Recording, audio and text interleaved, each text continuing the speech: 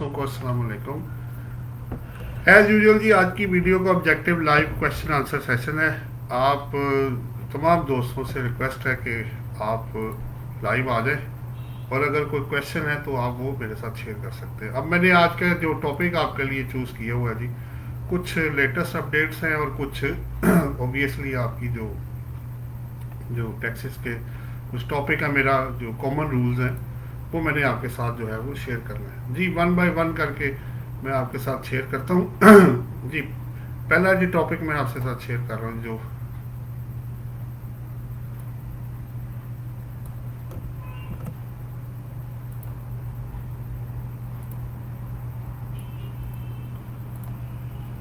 जी, पहला जी liability in case of ownership.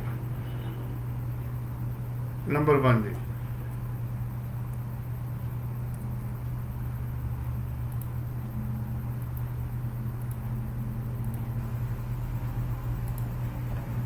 जी सबसे पहला जो पॉइंट आ रहा है जी, ओनरशिप के केस में अगर आप जी अहमद वकास हमारे साथ है जी, वालेकुम अस्सलाम जी। वकास साहब कोई सवाल हो तो कर लीजिएगा जी जनाब। अब पहला जो टॉपिक है मेरा, वो जो आपसे जो मैंने शेयर करना है वो रिलेट कर रहा है जी बेसिकली आपका ओनरशिप से रिलेटेड है।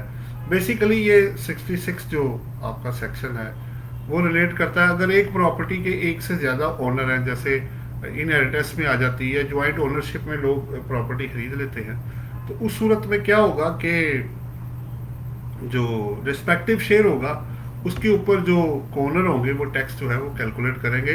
ये इनकम फ्रॉम प्रॉपर्टी की बात होगी। जी जनाब, मैं अभी शेयर ही कर रहा था जी, जो पहला सवाल आ गया जी जो फेसबुक पे, वो है नसीम अब्बास साहब कह रहे हैं जी, सलाम वालेकुम अस्सलाम जी। A person died, death certificate available, how to close the regular return filing and wealth statement. Naseem साहब, आपको ये करना पड़ेगा कि आपको पहले तो एक जब डेथ हुई है जिस डेट पे, तो उसकी इंफॉर्मेशन जो है वो टैक्स ऑफिस में पास ऑन करनी पड़ेगी। और ओबियसली अगर कोई लायबिलिटीज़ की बनती होगी तो वो इसके प्राइवेट स्टेट में से जो डिसीज पर्सन है वो रिकवर की जाएगी, और इसके लीगल जो रिप्रेजेंटेटिव होंगे वो पर्सनली किसी चीज़ के लायबल नहीं होंगे, सिर्फ डिसीज की जो पर्सनल प्रॉपर्टी होगी टू डैट एक्सटेंट जिम्मेदारी होगी। जी जनाब, ये नसीम अब्बास साहब अगर आपको जवाब मिल गया हो तो इसको ओके कर दीजिएगा जी।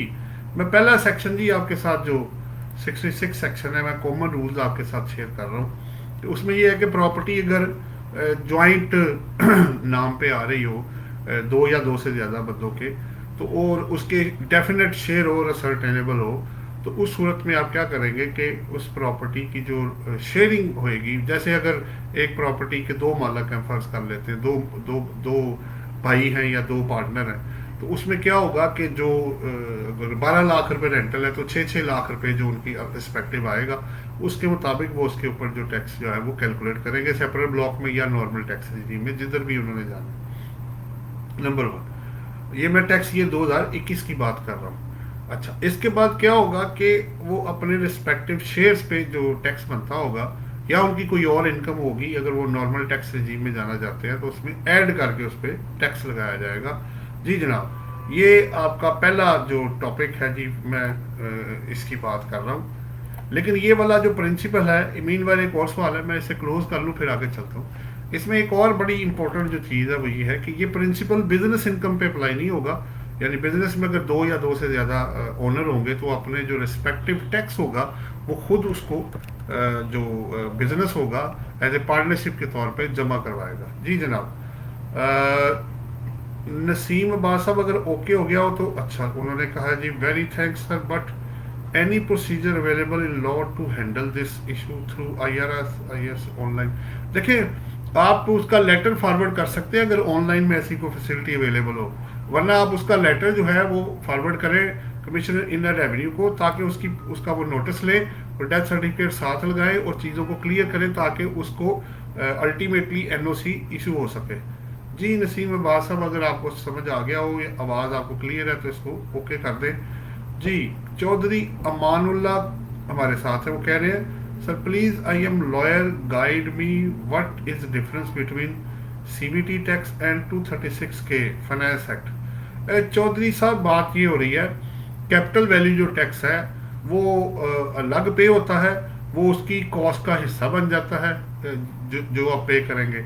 और 236 के ये है कि आपने जब परचेज करनी है प्रॉपर्टी तो वो इनकम टैक्स जो आप पे करेंगे उसका क्रेडिट आप विद दी रिटर्न उसका क्लेम कर सकते हैं। तो चौधरी साहब एक कॉस्ट का हिस्सा बन जाएगा क्योंकि वो नॉन रिफंडेबल और नॉन एडजस्टेबल है। और जो इनकम टैक्स है चूंकि वो एडजस्टेबल है इसलिए वो कॉस्ट में ऐड नहीं होगा। जब आप प्रॉपर्टी जब इनकम टैक्स रिटर्न फाइल करेंगे तो उसमें अपनी लाइबिलिटी के अगेंस्ट इस टैक्स को एडजस्ट कर लीजिएगा। तो चौधरी अमानुल्लाह साहब अगर आपको आवाज़ सही आ रही है और आपका इशू रिजॉल्व हो गया तो इसको ओके कर दीजिएगा। जी मैं यूट्यूब पे देखता हूँ अगर कोई सवाल है तो। जी जनाब RH एसोसिएट्स हमारे साथ है, वो ये कह रहे हैं सर जिन क्या जी जिन हो का अब एंटीएन बन रहा है और 2019 की बेस पे फाइलर हो रहा है, 2020 की रिटर्न भी फाइलर कर दे, ये मार्च तक वेट करें। देखिए बात ये अगर तो अब दो चीज़ें अपनी जगह पे है। अगर तो एक बंदा वाकई मतलब जैसे जॉब अभी शुरू हुई है पहले वो तो आपको पहले पिछले साल भी क्लियर करने पड़ेंगे कि वो कहाँ रिहाइश पजीर था, उसके एक्सपेंसेस वगैरह सारे कौन बियर कर रहा था। तो अब ओबियसली अभी 28 फरवरी तक तो 2019 की बेस पे लिस्ट अपडेट होगी और फिर 2020 जो होगा वो आपको 1 मार्च से उस बेस पे लिस्ट अपडेट होगी एक्टिव टैक्स पेयर की। इनकम टैक्स लॉ की बात हो रही है नंबर 1। नंबर 2 ये है कि आप उसके पिछले जो जितने भी साल है उसमें चेक कर लें। अगर वो उस पर लॉ 114 सेक्शन अप्लाई नहीं होता था तो फिर उसको रिटर्न फाइल करने की बिजली की ज़रूरत नहीं होगी, लेकिन अगर है तो फिर आप उसको कवर कर लें। जी RH एसोसिएट्स अगर आपको जवाब मिल गया हो तो इसको ओके कर दे। आगे जी सवाल है, हेलो सर आई एम जी बिल्कुल ठीक है जी, आप करें सवाल अगर आपका कोई सवाल है तो। RH एसोसिएट नेक्स्ट ये sir an individual is non resident and filer also file wealth statement send foreign remittance into his account, such foreign remittance can declare in his wealth statement as foreign remittance। देखिए बात ये हो रही है जो RH associate अगर individual जो है नॉन रेजिडेंट तो अब तो दो तीन चीज़ें आपको क्लियर करनी पड़ेंगी। नंबर 1 सबसे पहले तो आपको ये बताना पड़ेगा कि ये वाकई नॉन रेजिडेंट है, वो पासपोर्ट से पता लग जाएगा। दूसरी बात ये है हर साल का जो टैक्स ईयर हर साल का जो रेजिडेंशियल स्टेटस है वो अलग अलग है, उसको डिटरमिन करना होता है। तीसरी बात यह है कि ये वहाँ करते क्या हैं वो आपको क्लियर करना पड़ेगा। चौथी बात अगर रिटर्न एप्लीकेबल वहाँ है तो वो फाइल करते होंगे। पांचवी बात यह है कि ये पैसे भेजे किसने हैं, उसने ही भेजे हैं, बैंकिंग चैनल के थ्रू भेजे हैं। फिर अगली बात है कि भेजे किसको हैं। फिर उसके बाद वो पैसा जो कमाया गया क्या उसके अंदर कवर होता है कि नहीं होता। ये ना हो कि वहाँ पैसे खर्च हो गए और आप कह रहे होंगे जी ये यहीं से लेके गया और वहाँ से जाके भेज दे। तो ये सारे क्वेश्चंस के जवाब आपको देने पड़ेंगे, तब आप उसको फॉरेन रेमिटेंस के तौर पे फॉरेन सोर्स इनकम, या अगर उसने अपनी फैमिली को भेजा है तो होम रेमिटेंस, और अपने होंगे तो फिर फॉरेन सोर्स इनकम के तौर पे आपको शो करना पड़ेगा। अब वो कहाँ करता क्या है, बिजनेस है या क्या है, ये भी आपको देखना पड़ेगा। लेकिन यहाँ ये है कि नॉन रेजिडेंट की जो फॉरेन सोर्स इनकम है वो पाकिस्तान में टैक्सेबल नहीं होती। सो RH एसोसिएट्स अगर आपको जवाब मिल गया हो तो इसको ओके कर दे। मैं मीनवाइल फेसबुक पे ज़रा देख लूँ और सवाल। जी जनाब मैंने जवाब दिया था जी वसीम अब्बास को, वेरी थैंक्स माशाल्लाह। चले जी थैंक यू वेरी मच जी, उन्होंने कहा अल्लाह ब्लेस यू। हाँ जी आप दुआ कर दें। नईम अब्बास ओके हो गया जी। चौधरी अमानुल्लाह खान कह रहे जी is the CBT tax and same. नहीं जी नहीं सेम नहीं है, ये बाय चांस है कि दोनों का रेट 2% है। तो आप उसको वो डिपेंड करता है ATL या नॉन ATL की बेस पे। सो ये दोनों सेम नहीं है, उसका कानून अलग है जी, कैपिटल वैल्यू टैक्स का लॉ अलग है, और एक और जो 236 के है वो इनकम टैक्स लॉ की रिक्वायरमेंट है जी। चौधरी साहब अगर जवाब मिल गया तो ओके कर दें। हमारे साथ नेक्स्ट हैं जी, मेरे पास आ रहे हैं, कौन है जी साहब, M आतिफ इरशाद साहब का सवाल है। वो कह रहे हैं सर इंश्योरेंस एजेंट के लिए उसकी डिडक्शन सेक्शन 233 में होती है तो उसके लिए हम नॉर्मल रिटर्न वाला फॉर्म सेलेक्ट कर सकते हैं। जी ऐसे ही है जी, इस वक्त अगर आप 2020 या ऑनवर्ड की रिटर्न, फिलहाल 2020 की बात हो रही है, 21 में भी ऐसे ही है, अगर आप उसकी रिटर्न जो है आपने नॉर्मली फाइल करनी है, वो नॉर्मल टैक्स रिजीम में चला गया है जी। एम आतिफ साहब अगर जवाब मिल गया हो तो ओके कर दें। उसके बाद सवाल है जी, राव अजीम खान है, वो कह रहे हैं अस्सलाम वालेकुम सर। वालेकुम अस्सलाम जी। If any individual not furnish the return income tax 2020, no what we do for returning the income tax return. देखिए बात यह है राव अजीम खान साहब, अगर उस पर रिटर्न एप्लीकेबल है तो फाइल करें ना यार, वो आप सोच क्या रहे हैं? अभी तो वो टाइम गुजर गया आपका। अब वो आपको एक चीज़ बड़ी क्लियरली बता दें, अब कंप्लाइंट टैक्स पेयर की जान छूटेगी, वरना बड़ा मसला हो जाएगा आप लोगों के लिए। सो उसको कवर करें जितनी जल्दी हो सकता है, रिटर्न बना के उसको फाइल करें, बाकी की प्रोसीडिंग बाद में देखी जाएगी जी। नेक्स्ट है जी मोहम्मद तैमूर जी। राव अजीम साहब अगर जवाब मिल गया हो तो ओके कर दें। मोहम्मद तैमूर अंजुम हमारे साथ है, वो कहते हैं please advise me about notice of anti money laundering issued by FBR. Taimur साहब बिल्कुल सही है आपका सवाल, काफ़ी लोगों को, हमारे क्लाइंट्स को भी, बाकी लोगों को भी आ रहे हैं। उसमें आप चेक करें कि क्या आपका क्लाइंट उसमें उस कैटेगरी में फॉल करता है जिसमें तीन आपको पता है कैटेगरीज हैं, ज्वेलर्स हैं, अकाउंटेंट्स हैं और एजेंट है जो प्रॉपर्टी डीलर के या प्रॉपर्टी के या डेवलपर्स के जो एजेंट्स है, उसकी बात हो रही है। दूसरा फिर आपका क्लाइंट किसी ऐसी सस्पिशियस ट्रांजैक्शन में इंगेज तो नहीं है, वही भी वेट कर लें, और उनको अगर तो वो रजिस्ट्रेशन रिक्वायर्ड है तो करानी पड़ेगी, वरना उसका जवाब दें आप जी। जनाब मोहम्मद तैमूर साहब अगर आपका मसला हल हो गया हो तो, या आपको आवाज़ क्लियर है तो ओके कर दें। चौधरी अमानुल्लाह साहब ने कहा जी थैंक्स अलॉट, आपका शुक्रिया जनाब। फिर एम आतिफ इरशाद कह रहे हैं थैंक यू, आपका शुक्रिया जनाब। मैं यूट्यूब पे देखता हूँ जी, अगर कोई सवाल उधर आया हो तो जी। नेक्स्ट क्वेश्चन आ गया जी, RH एसोसिएट्स ने ओके कर दिया जी। समरीन अहमद हमारे साथ हैं। सवाल है जी, I have registered a private limited company with paid up capital of 4 million. I am director and paid subscription money in cash. ठीक हो गया। Is there any tax implication on compliance of tax. देखिए बात ये हो रही है, सवाल आपका जो है, पहली बात तो ये है, अभी जो मुझे हमारी इंफॉर्मेशन के मुताबिक अब जितना भी कैपिटल है, अगर तो आप जो भी पैसा आपने देना है वो बैंकिंग चैनल के थ्रू देना है। अब इसको पहले देख ले। अब रही बात, अगर आप टैक्सेस की बात कर रहे हैं तो टैक्सेस में देखिए, अगर तो शेयर इशू हो गए और उसके अगेंस्ट आपने पैसे साथ ही दिए हैं तो टैक्स डिपार्टमेंट को तो ऐसा कोई मसला नहीं है। SECP का लॉ जो है ना उसको ज़रा देखना पड़ेगा। टैक्सेस में कोई इशू नहीं है, लेकिन ये शेयर डिपॉजिट मनी ना हो, ये ध्यान में रखिएगा। जब आपने शेयर इशू किए हैं उसी वक्त आपके पैसे आपके जो है वो डिपॉजिट हो जाने चाहिए, या ओबियसली आपकी कंपनी के पास चले जाने चाहिए। तो समरीन अहमद, ये अगर आपका समीम अहमद है जी, ये काइंडली ये बता दें कि नाम ये फीमेल का है या मेल का है, मुझे अभी इस पर कुछ क्लैरिटी नहीं आ रही है जी। सॉरी जी, एक फ़ोन मेरे पास आ गया। हेलो, वालेकुम सलाम। रहमान साहब आपका पॉकेट मैंने पैकेट दे दिया था उनको। मैं आपको ना, सेशन चल रहा है उसके बाद फिर आपको बात करता हूँ। मैं जी घंटे तक फ्री हो जाऊंगा, ठीक है जी, ठीक है, ओके, अल्लाह हाफिज, अल्लाह हाफिज। सॉरी जी, लाइव वो कॉल आ गई थी, वो आपको पता है जी। तो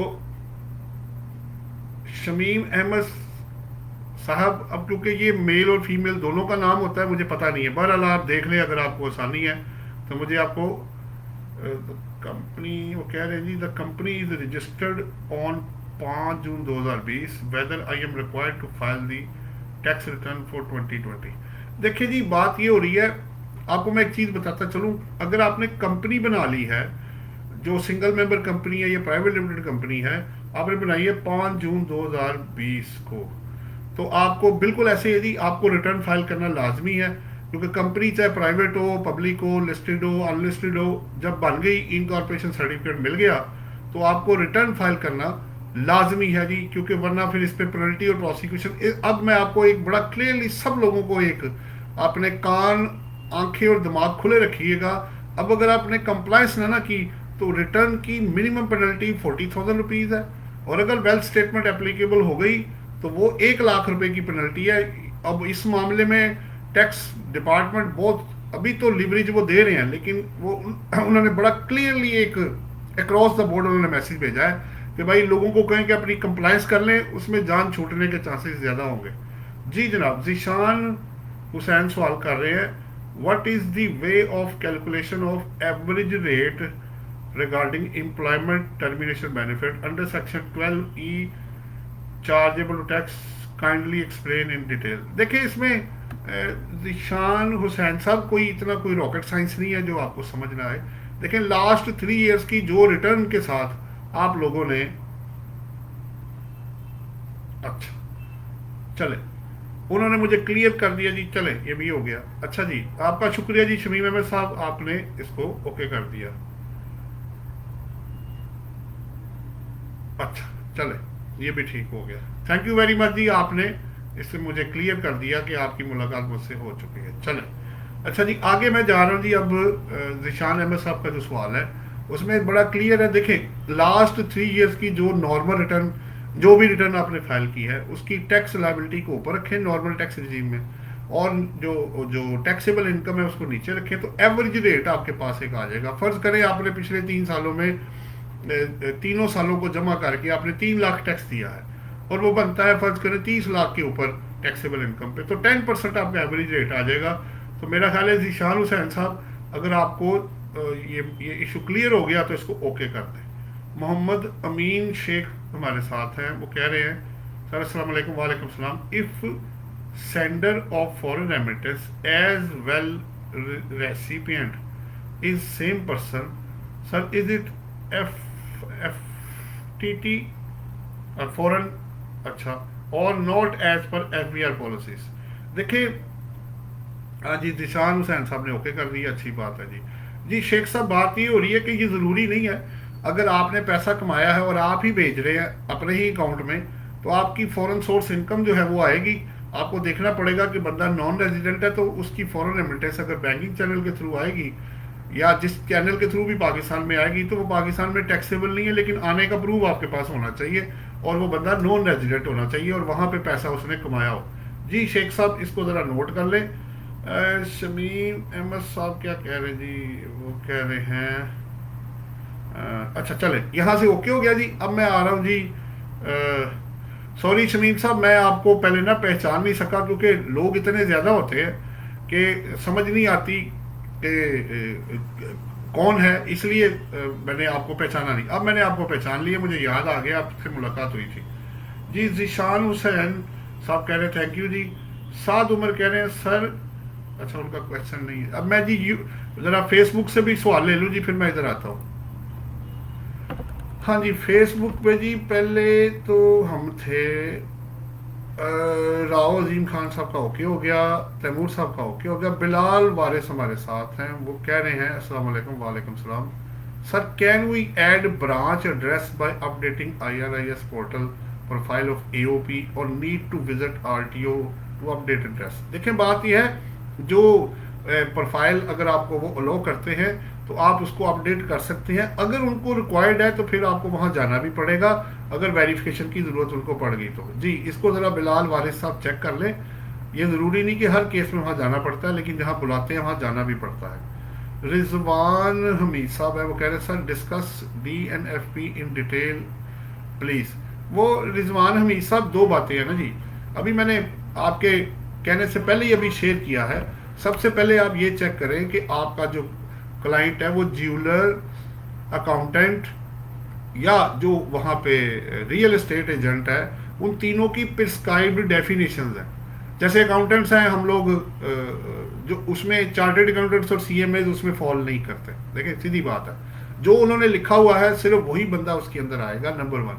नंबर 2, क्या वो सस्पिशियस ट्रांजेक्शन में इंगेज्ड है, वो चाहे बैंक स्टेटमेंट है, प्रॉपर्टी है, जो कुछ भी है उसको वेट कर ले, उसको पहले चेक कर ले, क्योंकि दो चीज़ें बड़ी ज़रूरी हैं, एक उस कैटेगरी में आए और दूसरा उसकी कोई सस्पिशियस ट्रांजैक्शन नहीं होनी चाहिए जिसकी वजह से, वरना फिर उसको रजिस्ट्रेशन लाजमी करानी पड़ जाएगी। जी जनाब, रिजवान साहब अगर आपको जवाब मिल गया तो इसको ओके कर दें। बिलाल वारिस कह रहे हैं जी, ये तो हो गया जी आपका, बिलाल वारिस साहब ओके कर दें। चौधरी अमान साहब एक और सवाल कर रहे हैं, sir just I have one ambiguity 236K is amended section, is amended section. अच्छा, CVT एंड 236K पे दोनों करने होंगे।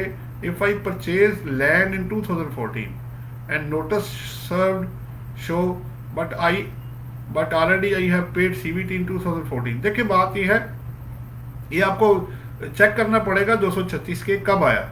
अगर परचेज पे आपको उस साल में लगता था तो तब तो आप देंगे, अदरवाइज आपको इसमें परेशान होने की जरूरत नहीं है जी। चौधरी अमानुल्लाह साहब, अगर आपको जवाब मिल गया हो तो ओके कर दे। अब्दुल वहीद साहब हमारे साथ हैं, वो कह रहे हैं वेदर वी पे WWF बिफोर FBR और PR है। देखिए इसमें इशू अब ये आ रहा है कि 18th अमेंडमेंट के पास इसकी पावर जो है वो अब इसमें ना थोड़ा डिस्प्यूट चल रहा है।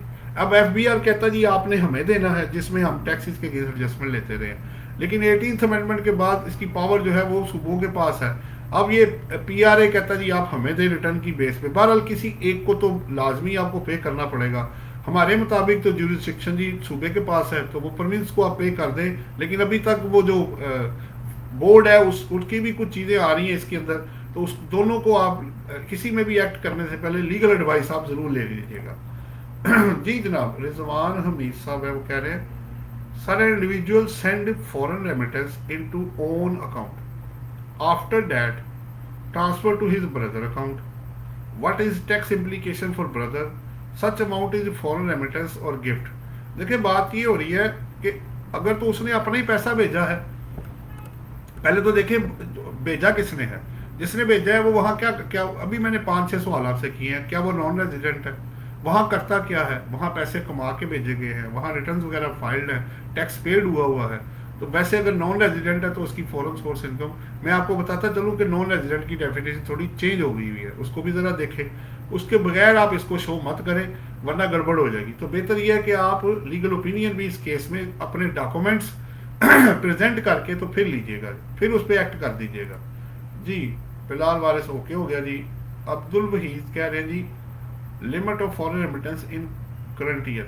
हाँ जी, वो अगर अपना पैसा है तो कोई लिमिट नहीं है, अगर आपने वो दूसरी मनी है जो सोर्स नहीं बताना तो वो 5 मिलियन है एक साल में, आप एक बंदा 5 मिलियन तक उसको शो कर सकता है, जो लॉ ने प्रोटेक्शन दी हुई है 111(4) में जी। रिजवान अहमद उनका ओके हो गया। चौधरी साहब कह रहे हैं जी बंडल ऑफ थैंक्स, आपका शुक्रिया जनाब।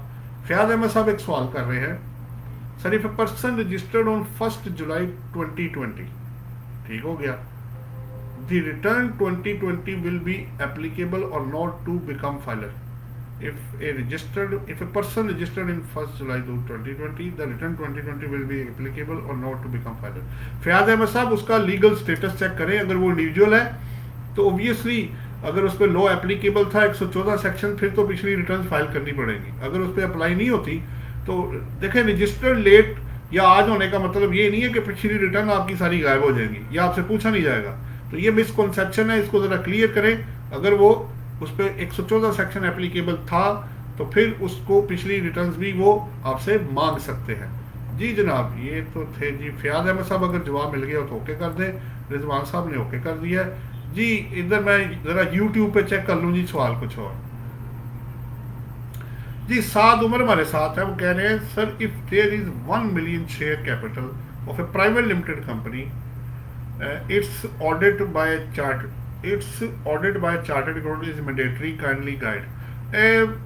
साद उमर साहब, पता क्या बड़ी इंपॉर्टेंट चीज़ है वो ये है, ये पहले भी एक क्वेश्चन हमारा एक रेज हो चुका है, मैंने आई कैप में ये रेज भी किया था।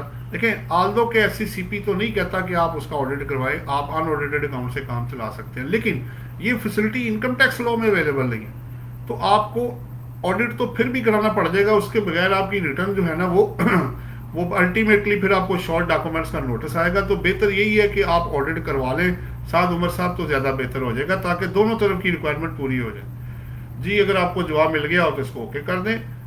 ज़ीशान हुसैन साहब है जी हमारे साथ, वो कह रहे हैं kindly explain the average rate of tax for calculation of salary arrears 0% to 100% and way of calculation. Zeeshan Hussain साहब, अभी मैंने आपको ये पीछे जवाब भी दिया है, आप पिछले 3 साल की रिटर्न्स निकाल लें, उसकी टैक्सेबल जो लायबिलिटी बनी थी, टैक्स चार्जेबल था, उसको ऊपर रखें, उसके नीचे फिर आप जितना आपकी टैक्सेबल इनकम है उसको रखें, और मल्टीप्लाई बाय 100 करें, आपके पास एक रेट आ जाएगा, एवरेज रेट। उसको एवरेज रेट कहा जाता है। आप उसको कैलकुलेट कर रहे हैं, इतनी परेशानी की क्या ज़रूरत है। और ज़्यादा मसला हो तो मुझसे फ़ोन पे बात कर लीजिएगा। जी जनाब। नेक्स्ट जी जिशान साहब, अगर जवाब मिल गया हो तो इसको ओके कर दें। मैं ज़रा यूट्यूब पे तो कर दिए, मैं ज़रा फेसबुक पे देख लूँ जी। हाँ जी, सबीउल इस्लाम खान हमारे साथ है। वो कह रहे हैं we are pharma manufacture and paid sufficient advance tax on imports and already submitted under section 147 for 2 quarters. ठीक हो गया। No I have applied for reduce rate tax on supplies under section 153 through IRIS and attached all details. Please guide either I will submit manually or not because I have not received any reply from FBR। सबील इस्लाम साहब, बात यह है कि ठीक है, machine पे आपने ई portal पे आपने दिया है, लेकिन मैनुअल भी जाके उनसे उनको फॉरवर्ड करें और उनसे मिल लें, क्योंकि वो आपसे कुछ रिक्वायरमेंट्स या शॉर्ट कमिंग होंगी, वही आपको बताएंगे। सारा कुछ ई पोर्टल पे नहीं आ जाएगा, आपको भी देखना पड़ेगा उसको। तो सबील इस्लाम साहब, आपको जवाब मिल गया होगा, मुझे उम्मीद है। इसको ओके कर दें। मशहूद संधू साहब हमारे साथ हैं जी।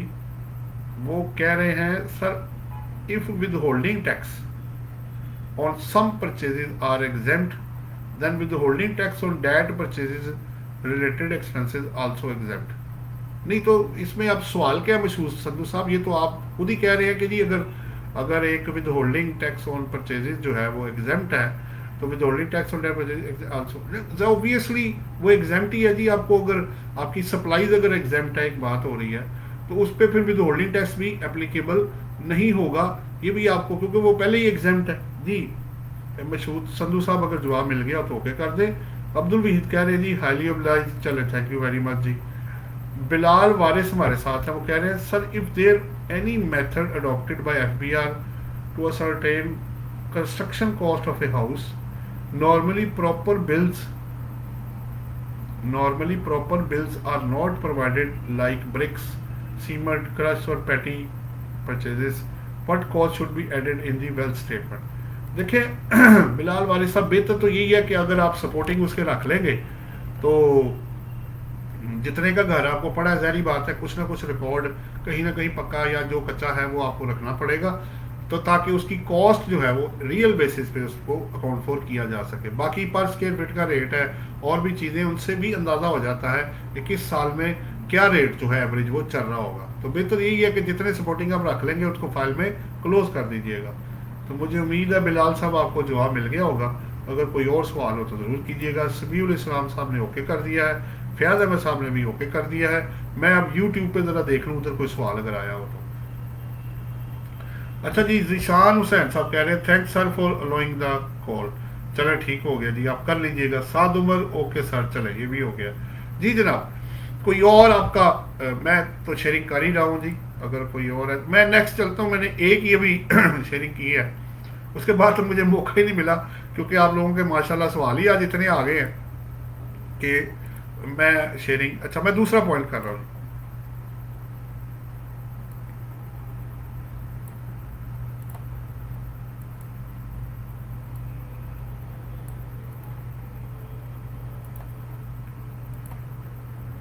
ये जी दूसरा पॉइंट है जो मैं आपके साथ शेयर करने जा रहा हूँ, जो है अपोर्शनमेंट ऑफ डिडक्शंस।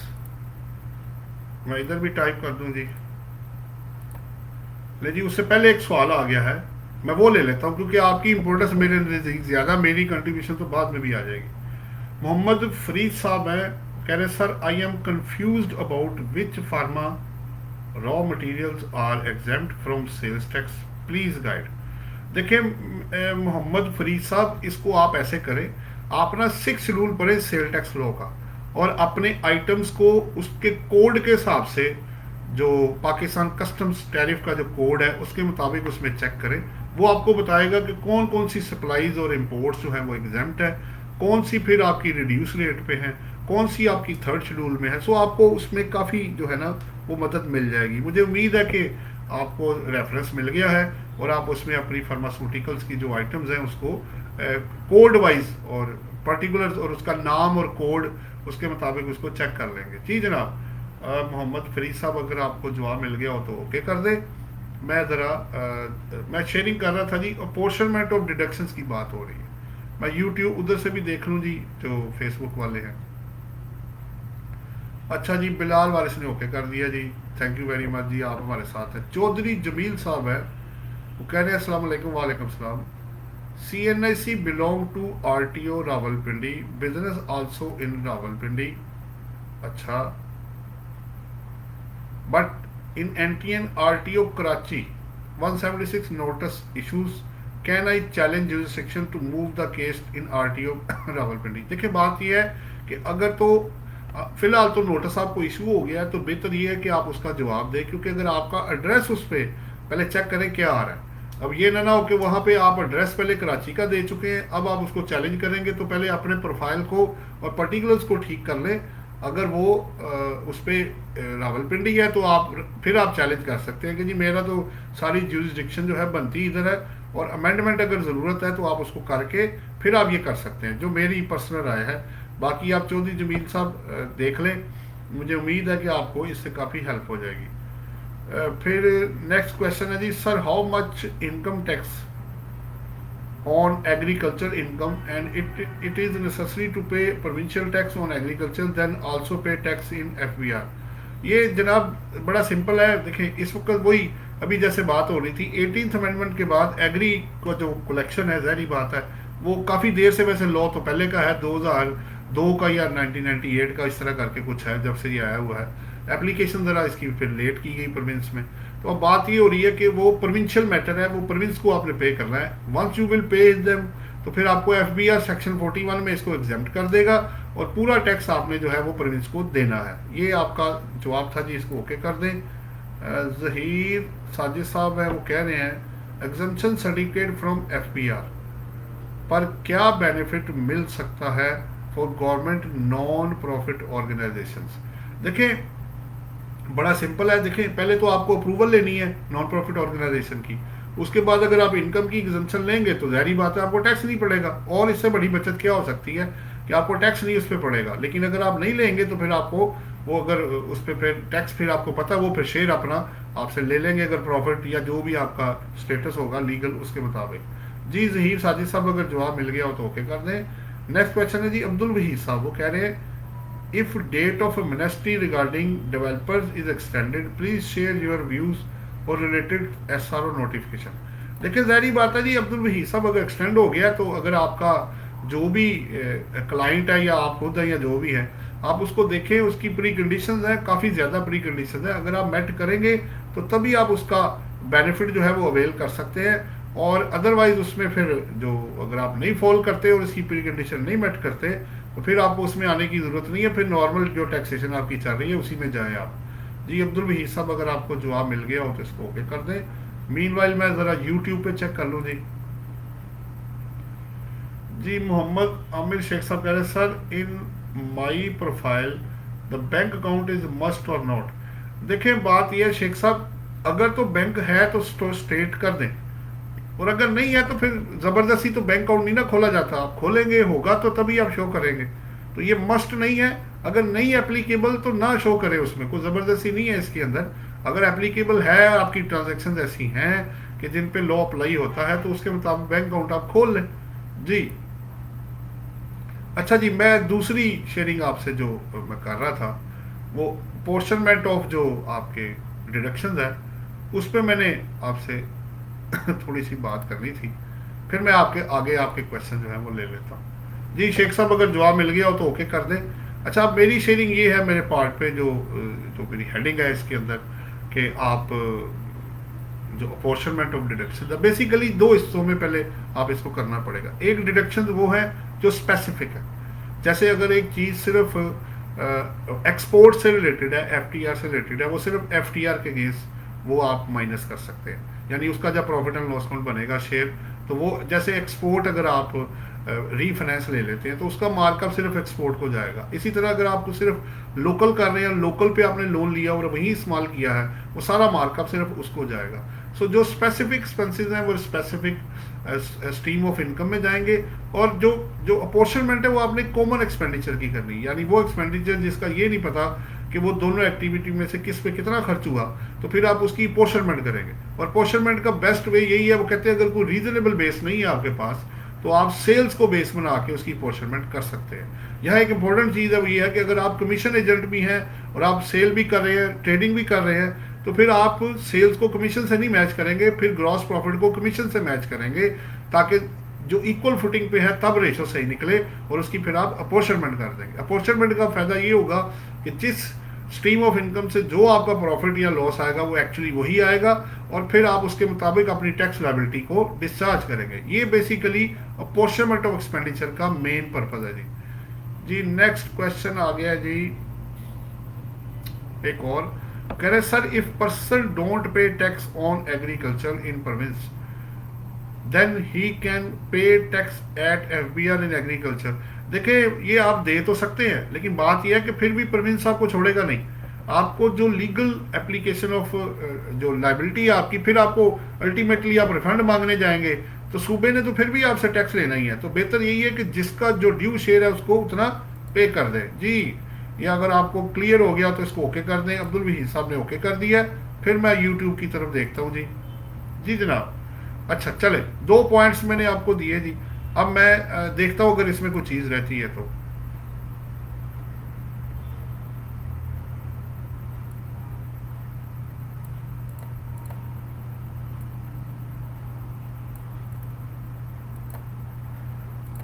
लें जी, अब डिफरेंट कॉन्सेप्ट्स में पहला जो आ रहा है जी, मैं पहले पेस्ट कर दूं, फिर आपसे मैं शेयर कर देता हूँ जी। जी एक और सवाल आ गया, मैं अभी लेता हूँ जी। मैं ज़रा हेडिंग ज़रा पेस्ट कर दूं।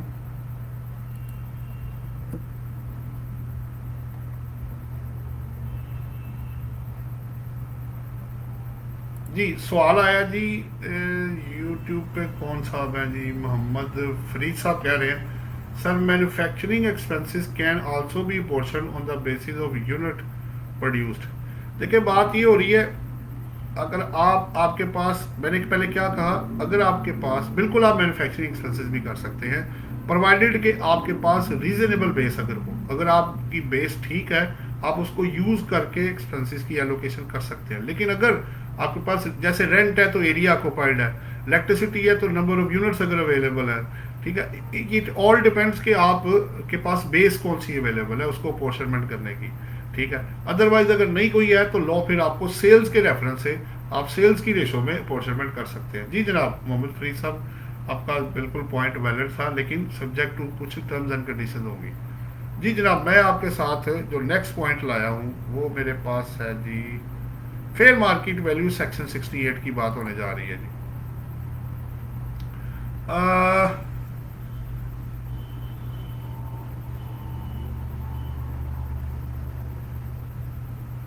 ये बड़ा इंपॉर्टेंट एरिया जी जो मैं आपसे अब शेयर करने जा रहा हूँ। जो फेयर मार्केट वैल्यू का कॉन्सेप्ट है, बेसिकली फेयर मार्केट वैल्यू का कॉन्सेप्ट तीनों लॉज में भी है, कस्टम्स में भी है जिसमें वो सेस वैल्यू निकालते हैं, एफईडी में भी है, सेल्स टैक्स में भी है, और इधर आपके इनकम टैक्स लॉ में भी है।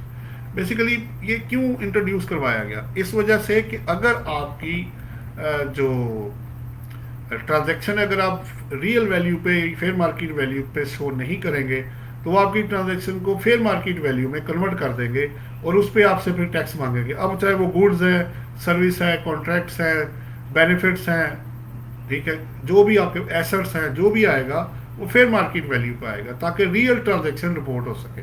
अगर कहीं नहीं डिटर्मिनेबल है तो उसका तरीका बोर्ड जो है आपको बताएगा कैसे इसको डिटर्मिन करना है। फिर इसमें एक ये है कि स्पेशल छूट दी गई है, आपको पता है इमूवल प्रॉपर्टी में, कि आपकी आल्दो के रजिस्ट्रेशन आप एफबीआर के रेट से काम पे नहीं करवाएंगे, जहां एफबीआर का रेट एप्लीकेबल है। जहां नहीं होगा वहां डीसी रेट या जो भी रेट एप्लीकेबल है विच एवर इज हाई पे आएगा। अब तीसरी बात यह है कि आपने जो फर्ज करें 1 करोड़ की प्रॉपर्टी खरीदी है और एफबीआर का रेट अगर 50 लाख या 70 लाख है, तो आपने 1 करोड़ पे ही वाइड शो करना है, ताकि आपको कल को 111 सेक्शन जो है वो हिट ना हो सके। तो फेयर मार्केट वैल्यू की कुछ छूट भी है कहीं कहीं, जैसे अब एफबीआर ने इमूवल प्रॉपर्टी में दी हुई है टू सम एक्सटेंट, लेकिन जो पैसा आउटफ्लो होना है वो पूरे का पूरा होगा। जी जनाब, ये मेरा नेक्स्ट पॉइंट था, मैं यूट्यूब पे देख लूँ जी। अच्छा चले जी, मैं नेक्स्ट पॉइंट चलता हूँ जी।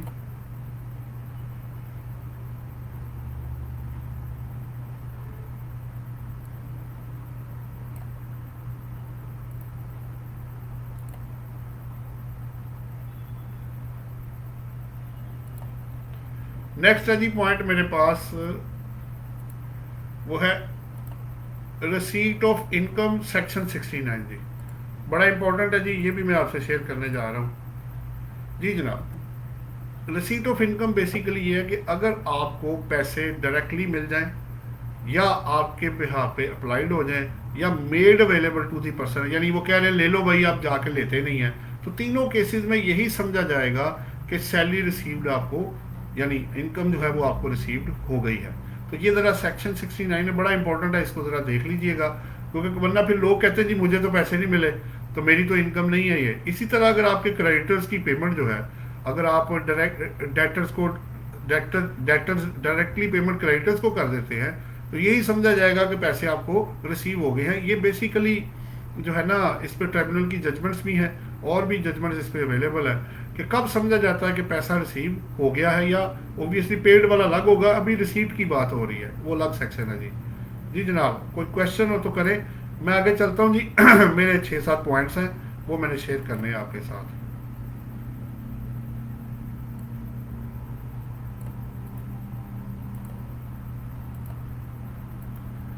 जी नेक्स्ट पॉइंट है 70 सेक्शन है जी मेरे आपके सामने, मैं इसको दे रहा हूँ जी आपको। जी इसकी शेयरिंग मैंने करनी है आपके साथ। ये जो रिकूप्ड एक्सपेंडिचर है इसके बारे में बात करनी है।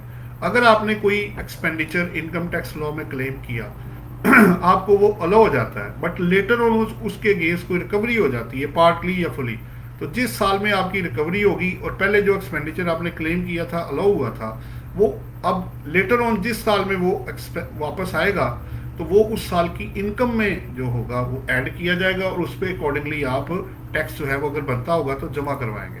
जी जनाब, ये आपका अगला पॉइंट जी।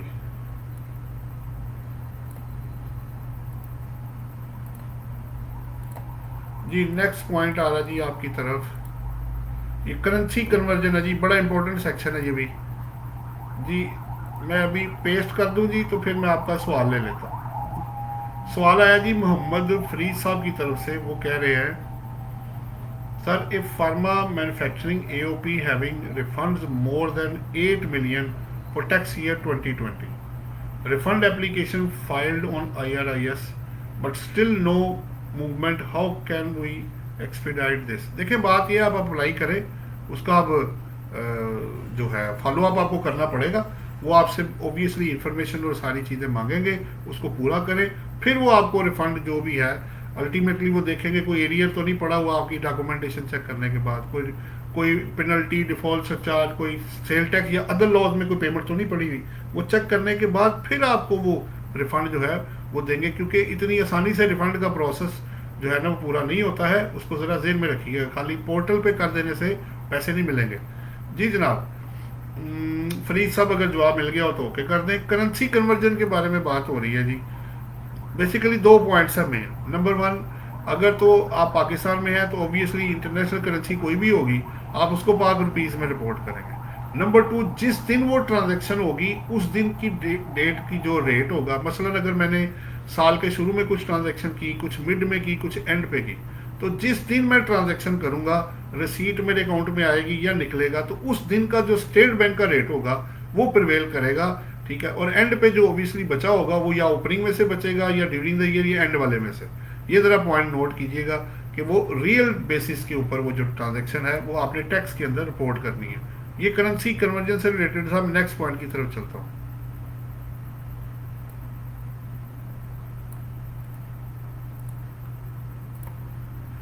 जी जनाब, नेक्स्ट पॉइंट आपकी तरफ है section of source of income. ये सेक्शन 72 की बात होने जा रही है जी। अगर आपका ड्यूरिंग द साल के मिड में, एंड पे, शुरू में थोड़े से कुछ वक्फा गुजरने के बाद, कुछ टाइम गुजरने के बाद आपका सोर्स ऑफ इनकम खत्म हो जाता है, तो आप ये नहीं कहेंगे जी इस साल में मैंने टैक्स वही पे करना। जिस एक्सटेंट तक आपने एक्टिविटी की होगी वो टैक्स आप स्टेट को जो भी बनता है आप जमा करवाएंगे आप तो। और फिर उसके बाद आप वहाँ से ओबियसली फिर कह सकते हैं जी मेरी सैलरी बंद हो गई है या बिजनेस खत्म हो गया या जो भी है, इवन अदरवाइज आपको ये तो बताना पड़ेगा कि आप जिंदा कैसे हैं जनाब, पर्सनल एक्सपेंसेस कैसे मीट होते हैं, बाकी चीज़ें कहाँ से आ रही हैं। तो इन सवालों का, और अदरवाइज अगर नील भी होता है या कुछ भी है, जैसे रिटायर्ड लोग हैं, पेंशन आती है, तो फिर ये है कि एटीएल की लिस्ट में नाम तभी आएगा जब आप अपनी रिटर्न आप फाइल करेंगे और वक्त पे फाइल करेंगे, तभी आपका नाम है, अदरवाइज नहीं आएगा। फिर आपको डबल रेट पड़ेंगे स्पेसिफाइड ट्रांजेक्शन में। जी जनाब, नेक्स्ट मैं चलता हूँ जी आगे, मेरा एक और कुछ पॉइंट्स है।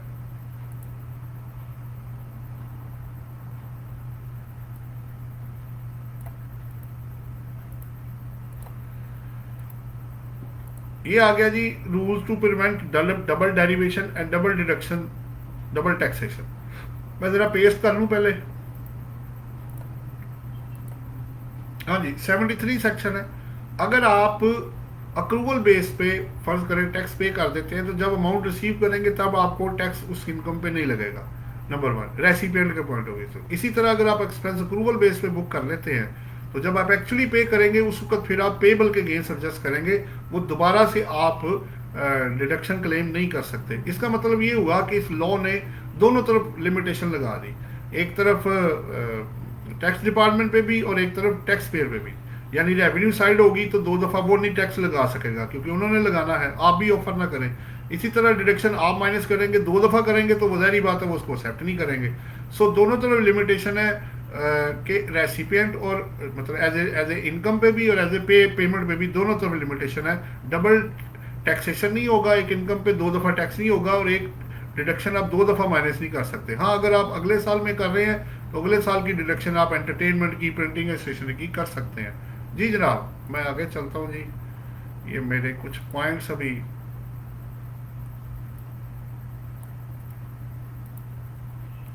आज का मेरा लास्ट पॉइंट है जी मेरी तरफ से। ये आपका टैक्स ईयर है जी 74, इससे रिलेटेड मैंने थोड़ी सी आपसे बात करनी है। जी जनाब, कोई क्वेश्चन हो तो आप ज़रूर कर लीजिएगा। जी जनाब, 74 सेक्शन है जी, बड़ा इंपॉर्टेंट है। इसमें टैक्स ईयर, तीन तरह के टैक्स ईयर है जी आपके, normal tax year, special tax year and transitional tax year. इसको बड़ा सिंपल वर्ड्स में शेयर कर लेते हैं। अगर आपका ईयर एंड जुलाई से जून में है, यानी 1 जुलाई 2019 से लेके 30 जून 2020 तक, इसको नॉर्मल टैक्स ईयर कहा जाता है। अगर इसके अलावा आपका कोई और टैक्स ईयर है, जैसे इंश्योरेंस कंपनी या बैंकिंग कंपनी है, दिसंबर ईयर एंड है, ठीक है, अगर सेक्टर्स के लिए भी उन्होंने डिफाइन किए हुए हैं। जो जून के अलावा ईयर एंड होगा वो स्पेशल टैक्स ईयर होगा। अब तीसरा है जी आपका ट्रांजिशनल टैक्स ईयर। अगर मैं नॉर्मल टैक्स ईयर से स्पेशल टैक्स ईयर में या स्पेशल से नॉर्मल टैक्स ईयर में जाना चाहता हूँ, तो वो जो पहला एक पीरियड होगा जो कि लेस देन 1 ईयर होगा, उसको ट्रांजिशनल टैक्स ईयर कहा जाता है। जैसे अगर आप जून से दिसंबर में जाना चाहते हैं तो पहला जो पीरियड आएगा वो 6 माह का होगा, उसको ट्रांजिशनल टैक्स ईयर कहा जाएगा। वो 6 माह की एक्टिविटी या जितना भी पीरियड होगा जो लेस देन 1 ईयर होगा उसको देखा जाएगा। तो 3 तरह के टैक्स ईयर आपके सामने आ गए जी। मशहूद संधू सवाल कर रहे हैं जी, उन्होंने कहा है how should we treat discount receive from suppliers. देखिए, अगर आपको डिस्काउंट रिसीव्ड हुआ है तो अब 2 तरह का डिस्काउंट होता है, एक ट्रेड डिस्काउंट होता है और एक कैश डिस्काउंट होता है। जो ट्रेड डिस्काउंट है वो उसी वक्त ही लेस हो जाता है जो इनवॉइसेस और बिल्स पे दिया होता है, उसकी आपको एंट्री फर्दर करने की ज़रूरत नहीं है। नंबर 1। नंबर 2, मैं इनकम टैक्स लॉ की बात कर रहा हूँ। नंबर 2 ये है कि अगर आपने सेल परचेज हो गई है, उसके बाद डिस्काउंट दिया जा रहा है अर्ली पेमेंट की वजह से या बल्क परचेजेस की वजह से या पुराने कस्टमर होने की वजह से, तो उसकी फिर ऑब्वियसली जो पे करेगा उसका एक्सपेंस होगा और जो रिसीव करेगा उसकी इनकम बन जाएगी। जी मशहूद संधू साहब, अगर जवाब मिल गया हो तो इसको ओके कर दें, मैं ज़रा यूट्यूब पे चेक कर लूँ अगर कोई सवाल हो तो। जी जनाब, अभी तक तो जो थे वो मैंने कोशिश की है जी आप लोगों के साथ पूरे करें। जी जनाब, अभी कुछ टाइम बाकी है जी, तकरीबन 12 मिनट एक बाकी हैं जी, आप सवाल कर सकते हैं। मैं देखता हूँ फर्दर पॉइंट जो मैंने करने हैं।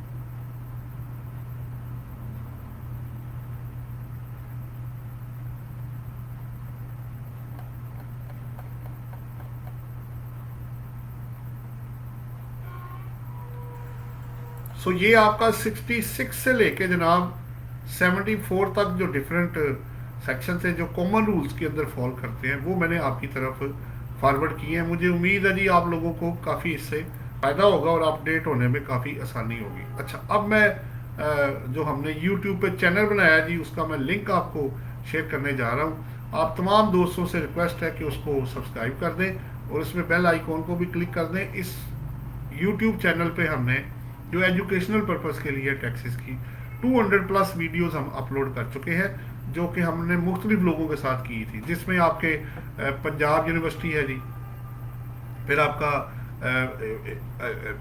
पंजाब ग्रुप ऑफ कॉलेजेस है, फिर उसके बाद आपका सुपीरियर यूनिवर्सिटी है, फिर आपका जो वर्चुअल यूनिवर्सिटी है आईसीएमएपी है लाहौर और फैसलाबाद, फिर आपका आई कैप है, फिर उसके बाद हेले कॉलेज ऑफ कॉमर्स है, यूएमटी है, उसके अंदर लाहौर टैक्स बार एसोसिएशन है, मुल्तान टैक्स बार एसोसिएशन है, साहिवाल टैक्स बार एसोसिएशन है, सरगोदा टैक्स बार एसोसिएशन है, गुजरांवाला टैक्स बार एसोसिएशन है, फैसलाबाद टैक्स बार एसोसिएशन है। So there are number of videos जो हमने क्वेश्चन आंसर्स सेमिनार्स, उसमें हमारी बुक्स दोनों जी 2019 और 2020 की विद पीडीएफ लिंक के साथ वो इस पे अपलोड की हैं। मुझे उम्मीद है कि इनसे काफ़ी लोगों को फ़ायदा होगा। मैं लिंक ज़रा शेयर कर दूं और दोनों दोस्तों से रिक्वेस्ट है, इसको जितना भी हो सके इस चैनल को हमारा जो कि प्योरली एजुकेशनल पर्पज़ के लिए है, उसको हमें सपोर्ट करें। मैं लिंक शेयर करता हूं जी।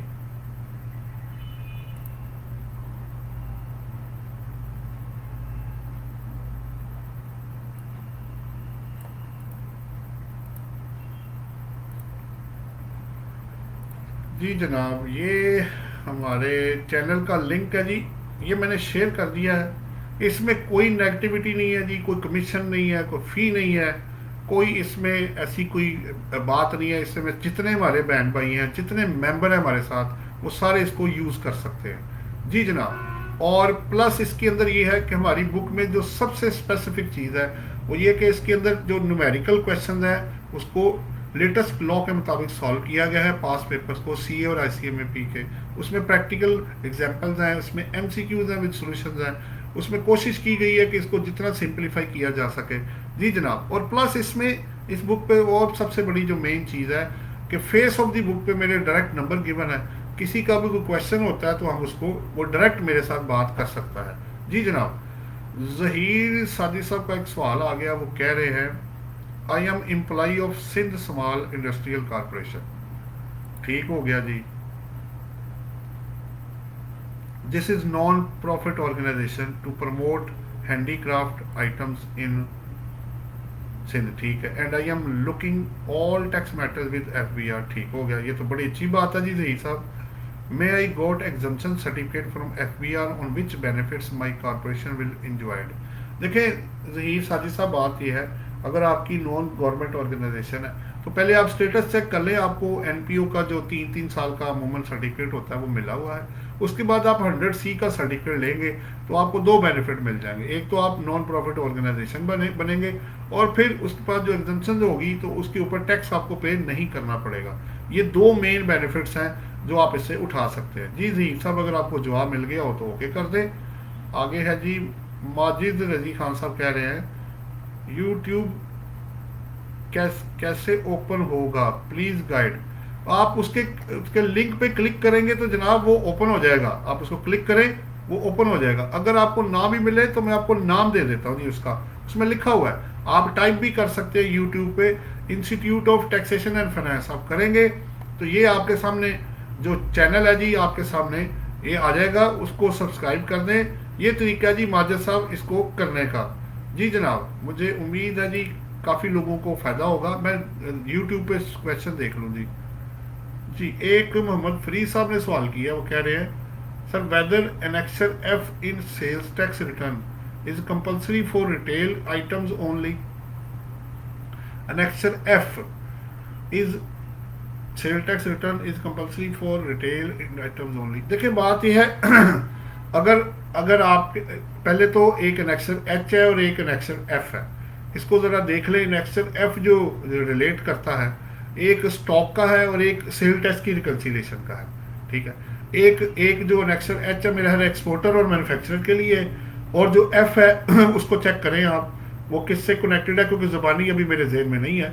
इसका नाम मुझे कोट कर दे तो मैं आपको जवाब दे देता हूँ कि ये क्या करना है आपने इसका। जी फरीद साहब इसको ज़रा टाइप कर दें क्योंकि लाइव सेशन चल रहा है, टाइम जो है वो शॉर्ट ही होता है जी। मसूद साहब ने ओके कर दिया इधर जी। जी, और कोई सवाल हो तो आप इसको ओके कर दें। जी, अभी जी तकरीबन 5-1 मिनट बाकी हैं। आप कोई और क्वेश्चन करना चाहें तो वो भी मेरे साथ कर सकते हैं। सो मैंने अभी जैसे कहा कि उस चैनल में मैं आपसे रिक्वेस्ट कर रहा हूँ कि जी उसको प्रमोट करें और मैक्सिमम। देखिए, मैं तो एक इस काम को सदका जारिया समझ के कर रहा हूँ, सीधी सी बात है। अब मेरी नीयत क्या है वो या मैं जानता हूँ या खुदा जानता है। आप लोगों से सपोर्ट की रिक्वेस्ट है, और इसमें कोई ऐसी कोई नेगेटिविटी या अदरवाइज कोई ऐसी चीज़ है नहीं। तो ये एक ऐसा काम है कि आप इसमें जितनी देर आप जिंदा रहेंगे उसके बाद भी ये काम ऐसा है कि उसका अजर आप लोगों को मिलता रहेगा। डाल लें इसमें, आप भी हिस्सा डाल रहे हैं, मैं तो कर ही रहा हूँ, जैसे तैसे है, मैं तो कर ही रहा हूँ। जी जनाब। और बुक्स, मेरी कोशिश है अगर किसी भी बंदे को दुनिया के किसी कोने में वो बंदा है उसको वो बुक चाहिए, वैसे तो मैं खुद पर्सनली कोई तकरीबन 15,000 लोगों को बुक मैं पीडीएफ में दे चुका हूँ। अगर किसी स्टूडेंट को, किसी भी बंदे को किसी भी कोने में पाकिस्तान से बाहर, इनसाइड और आउटसाइड, उसको किताब चाहिए, वो मुझे अपना ईमेल दे, उसको पीडीएफ में या मेरी जो भी तरीका है वो मुझे दे, उसको वो पीडीएफ का जो मटेरियल है बिल्कुल फ्री, उसको जो किताब है, और इंशाल्लाह ताला जितनी आगे किताबें आएंगी वो सब लोगों के लिए, मैंने सोचा यही हुआ कि सबके लिए फ्री हमने बांटनी है। आप इस काम में बढ़ चढ़ के हमारा साथ दें, अल्लाह अल्लाह जो है वो उसमें बड़ी मेहरबानी करेगा। जी जनाब, इधर सवाल आ गया जी। कौन सा आया जी? पहला सवाल आया है इरहा टीवी से। सवाल है जी, सर मिनिमम कितनी एग्रीकल्चर इनकम पे प्रोविंशियल टैक्स लगता है? देखिए, उसमें दो चीज़ें हैं, एक लैंड बेस्ड है, एक इनकम बेस्ड है। इनकम इस वक्त जो है वो 4 लाख रुपए तक 0% है, उसके बाद स्लैब रेट शुरू हो जाते हैं। जी इरहा टीवी, अगर आपको जवाब आ गया हो तो ओके कर दें। फिर फ्री साहब कह रहे हैं sir it's an XLF stock movement है। हाँ तो ठीक है ना यार, क्या मसला है, आप बना लें इसमें स्टॉक की मूवमेंट। अब तो ये मसला ही नहीं हो रहा, सेल परचेज तो सारी आप रिपोर्ट कर रहे होते हैं, तो स्टॉक की मूवमेंट में क्या प्रॉब्लम है आपको? अच्छा जी, फिर आ गया माजिद खान साहब, वो कह रहे हैं प्लीज सेंड बुक ऑफ। अच्छा जी, मैं आपका ईमेल आ गया, मैं आपको इंशाल्लाह ताला सेशन के बाद आपको जो है ना किताब कोशिश करेंगे कि आपको दे दें। जी मैं वैसे आपका कॉपी कर लेता हूँ, 1 मिनट। ये हाँ जी, मैं सेशन के बाद इंशाल्लाह माजिद साहब आपको बुक मिल जाएगी, मैंने उसको कॉपी कर लिया। आर एच एसोसिएट से जी, सर डिस्ट्रीब्यूटर की परचेजेज 10 मिलियन से अबव हैं तो क्या उस पर टर्नओवर टैक्स अप्लाई होगा? देखिए आर एच एसोसिएट्स, आप ना जब 113 सेक्शन खोलेंगे ना फर्स्ट शेड्यूल में जो रेट्स हैं, अगर आप उन डिस्ट्रीब्यूटर्स में फॉल करते हैं जिनके रिड्यूस रेट है तो फिर वो वाले हैं, अदरवाइज 1.5% इसके ऊपर जो है वो अप्लाई किया होता है। इसको ज़रा आप चेक कर लें, 113 सेक्शन के फर्स्ट शेड्यूल में उन्होंने टर्नओवर के जो रेट्स हैं वो दिए हुए हैं। जी जनाब, आपको अगर जवाब मिल गया हो तो आप इसको ओके कर दें। जी इधर अब जी कितना टाइम है जी मेरे पास? तकरीबन 3-1 मिनट जी, 2.5 मिनट बाकी हैं। आप अगर कोई और सवाल करना चाहें तो मेरे साथ कर सकते हैं। जी जनाब, मैं फिर तमाम दोस्तों से अपील कर रहा हूँ जी, चाहे वो यूट्यूब पे हैं या फेसबुक पे हैं या लिंक्डइन पे हैं या जहाँ भी हैं, आप लोगों से दरख्वास्त है, बल्कि मैं फेसबुक वालों को भी बड़ा हम्बल रिक्वेस्ट कर रहा हूँ। देखें, पेज पे हमारे 32,000 प्लस लोग हैं, ग्रुप में हमारे 17,000 प्लस लोग हैं, लेकिन यूट्यूब पे इतने थोड़े हैं, कुछ समझ नहीं आ रही कि वो लोग उसको देख ही नहीं रहे या उसको इस्तेमाल नहीं कर रहे। तो अगर उनमें से आधे लोग भी आ जाएं तो तादाद किधर की किधर पहुंच जाती है। तो मेरी फेसबुक वालों से रिक्वेस्ट है, जितने भी मेंबर हैं, जितने भी बहन भाई हमारे साथ हैं, वो उसको पेज को सब्सक्राइब कर दे और उसमें अपना बेल आइकॉन को क्लिक करें, और मैक्सिमम चाहे बुक्स हैं, चाहे मटेरियल है, चाहे किसी किस्म की गाइडेंस है, वो सारी चीज़ें कोशिश करेंगे हम आप तक पहुँचाएँ। जी जनाब, माजिद खान साहब ने ओके कर दिया जी।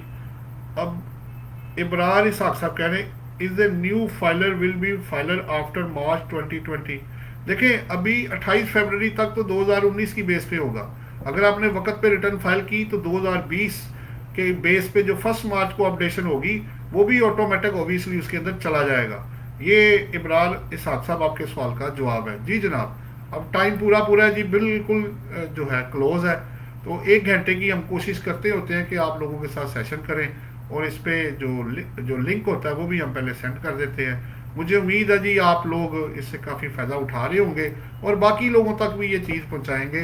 तो जी मोहम्मद शहजाद लतीफ़ साहब कह रहे हैं प्लीज़ सेंड बुक। अच्छा ठीक है जी, आपका भी ईमेल मेरे पास आ गया है। मैं इंशाल्लाह कोशिश करता हूँ कि इस सेशन के बाद आपको जो बुक है वो भेज दूँ। जी जनाब। तो अभी कुछ सेकंड्स बाकी हैं जी, कोई क्वेश्चन हो तो मैं ज़रूर ले लूँगा। चले RH एसोसिएट्स ने ओके कर दिया जी। जी जनाब। तो बाकी इंशाल्लाह ताला नेक्स्ट जब जो आपके साथ कल भी इंशाल्लाह कोई होगा तो सेशन वो आपके साथ हम करेंगे। तो तब तक के लिए इजाज़त दें। Thank you very much. Allah हाफिज़।